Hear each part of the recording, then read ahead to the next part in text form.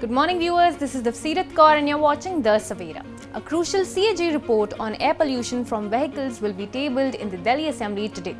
This report is expected to expose major gaps in Delhi's pollution control measures, including loopholes in pollution under control, certification and the unregulated entry of polluting trucks into the city.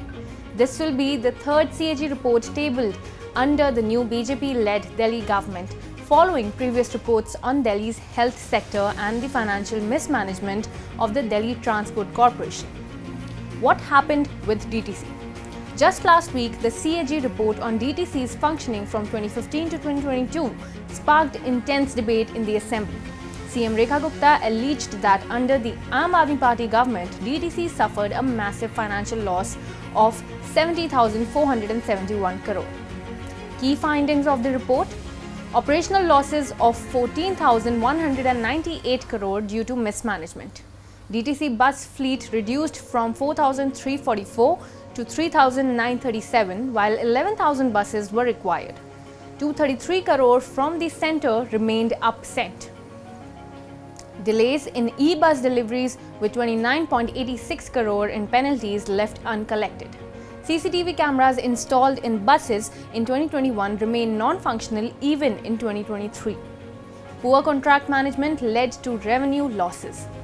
Delhi Cabinet Minister and BJP leader Manjinder Singh Sirsa has strongly criticized the previous AAP government, stating that their failure to address air pollution has forced the CAG to step in and expose the reality. He emphasized that Delhiites need to see how badly air quality has deteriorated, blaming it on corruption and mismanagement. Sirsa had accused the AAP of risking people's lives, especially children's health, calling it a disgraceful act. Let's take a look. वायु pollution में कुछ नहीं किया, इसलिए CAG को बोलना पड़ा। तो ये जरूरी है। दिल्ली का वायु पोल्यूशन उन्होंने जिस तरह से खराब किया, इस पे दिल्ली के लोगों के सामने स्पष्टता आनी चाहिए। और ये स्पष्टता जब तक नहीं आएगी, तब तक दिल्ली के लोग ये समझ नहीं पाएंगे कि कितनी भ्रष्ट ये थी। लोगों की जान के साथ भी खेल सकती है कोई सरकार। लोगों को सांस ना आए, छोटे छोटे बच्चों के फेफड़े जम जाएं, ऐसा काम भी कर सकती है कोई सरकार। पता चलेगा कि कितना घिनौना चेहरा था आम आदमी पार्टी का और किस कदर अरविंद केजरीवाल जी की सोच थी। ये कैग रिपोर्ट से आपके सामने आएगा। वो भी आएगा कैग रिपोर्ट में, पढ़ लेना वो कैग रिपोर्ट में, वो भी अब सब कुछ सामने खुलता जाएगा जैसे जैसे। मेरा मानना है कि जो हम रोज देखते हैं वो अक्टूबर तो फेल हुए हैं। मेरे को जरूर इस बात के यकीन है कि ये कैग रिपोर्ट के अंदर ये सारे मसले जो हैं आपके सामने आएंगे। क्यों दबा रखी थी कैग रोड, यही कारण थे और क्या कारण हो सकता है। Delhi Assembly Speaker Vijendra Gupta also confirmed that the 8th pending CAG report will be presented in the House today, focusing on vehicular air pollution and its prevention. This will be the 6th report discussed in the current session, with deliberations set to continue for 2 days straight. Gupta stated that pending CAG reports are being systematically reviewed with the PAC and other committees handling investigations. He assured that CAG officials are actively involved here and the findings will determine further action, especially on corruption and financial losses to the government. जो pending है उसमें से कल 8वीं CAG report जो है वो सदन के पटल पर आ रही है और इस सत्र में ये 6ठी रिपोर्ट होगी। इससे पहले सत्र में 2 रिपोर्ट आई थी और ये कल की जो CAG रिपोर्ट है ये वाहन वायु प्रदूषण पर है, उसकी रोकथाम और उसकी असर को कम करने के लिए। तो कल सदन में एजेंडे पर ये लगी हुई है और अगले 2 दिन इस पर चर्चा चलेगी। 2 दिन चर्चा चलेगी।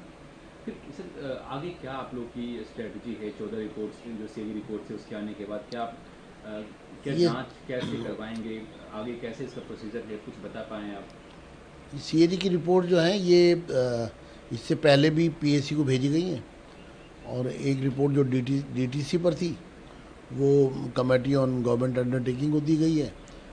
इसके साथ साथ संबंधित विभागों से इस पर एक्शन टेकन नोट मांगा गया है, जिसका 1 महीने के अंदर अंदर उनको रिप्लाई करना है और उसके बाद PAC में इस पर पैरावाइज जो है डिस्कशन होगा। CAG के अधिकारी भी लगातार हमारे संपर्क में हैं, वो भी इन बैठकों का हिस्सा होंगे और इसमें पूछताछ होगी, तमाम कागजात पर विचार विमर्श होगा, विभागों से बातचीत होगी और उसके बाद रिपोर्ट तैयार होगी जो सदन के समक्ष लाई जाएगी और उस पर फिर सदन फैसला लेगा कि उन पर क्या कार्रवाई की जाए। जो भी सीएजी की रिपोर्ट में जिन भी कमियों की तरफ ध्यान आकर्षित किया गया है, जो भी पैसे का जो नुकसान सरकारी खजाने को हुआ है, जो भ्रष्टाचार की बात कही जा रही है, वो अगर उसमें सब सामने आ रही है तो फिर दिल्ली विधानसभा का सदन जो है वो कॉम्पिटेंट है कोई भी फैसला लेने के लिए।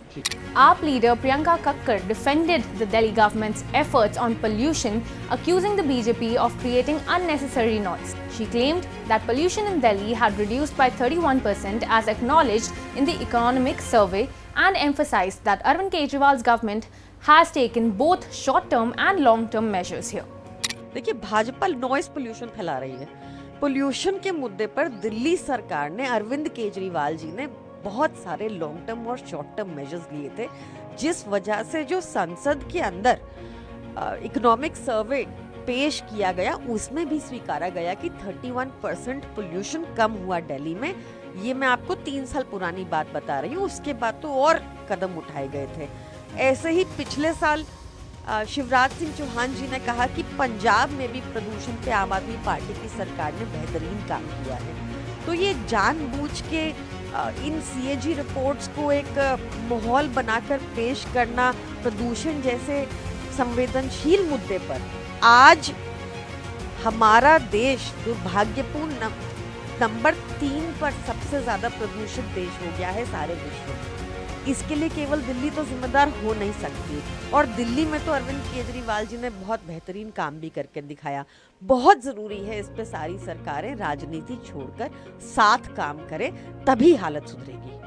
CM Rekha Gupta has recommended a full review of the DTC report by the Public Accounts Committee, with DTC and the Transport Department required to submit an action taken report within a month.